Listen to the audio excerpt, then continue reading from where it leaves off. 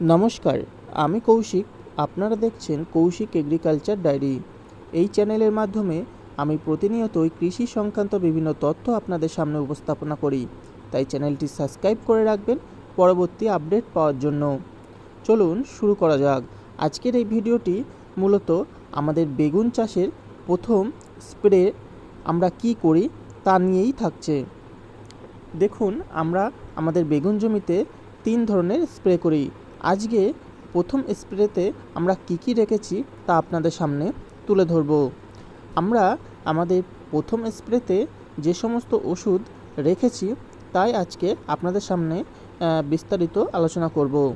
দেখুন, প্রথমেই যে ওষুধটি আমরা ব্যবহার করছি সেটি হচ্ছে তাকাত প্লাস। এর ভিতর রয়েছে ইমামেটিন বেনজয়েড 1.9%। তো এটি মূলত লেদা পোকা অর্থাৎ ফল ছিদ্রকারী ও ডগা ছিদ্রকারী পোকার জন্য। তো এই ওষুধটা আমরা ব্যবহার করছি। আর এই ওষুধের সঙ্গে কিন্তু আমরা আরেকটা ওষুধ ব্যবহার করছি, সেটি হচ্ছে এক্কা।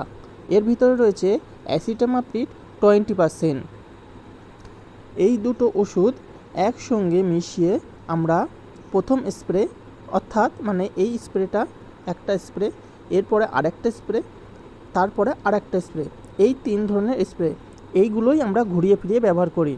তো প্রথম স্প্রেতে এই তাকাত প্লাস এবং এর সঙ্গে ওই এক্কা অর্থাৎ অ্যাসিটামাপ্রিড এবং এর সঙ্গে একটা কিন্তু আমরা আঠা ব্যবহার করি, অর্থাৎ এটা সিলিকন বেস আঠা, যেটা এগ্রি 82, এটা ভেস্টিজ কোম্পানি। তো এটা আমরা এই 3টে একসঙ্গে ব্যবহার করি। এবার আমি বলছি যে এগুলো কি পরিমাণে আমরা ব্যবহার করি। প্রথমেই বলি যে তাকাত প্লাস, যেটা ইমামেটিন বেনজয়েড, এটা আমরা 15 লিটার ব্যারেলের জন্য 25 ml ব্যবহার করি।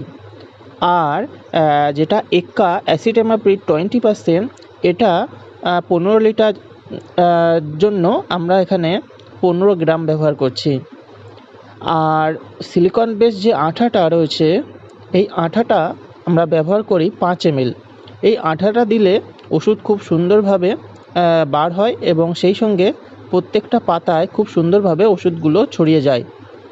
আপনারা যদি এই আঠা ব্যবহার না করেন, অবশ্যই আঠাটা ব্যবহার করবেন, এটা কিন্তু খুবই উপকার পাবেন। আপনারা যে কোনো কোম্পানির আঠাই ব্যবহার করতে পারেন।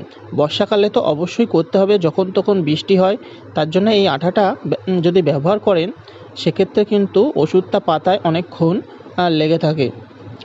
তো বর্তমানে আমার বেগুনের যে রকম পরিস্থিতি আপনারা দেখছেন, তো এখন গাছে ওপরের দিকে কিছু ফল সেট হচ্ছে।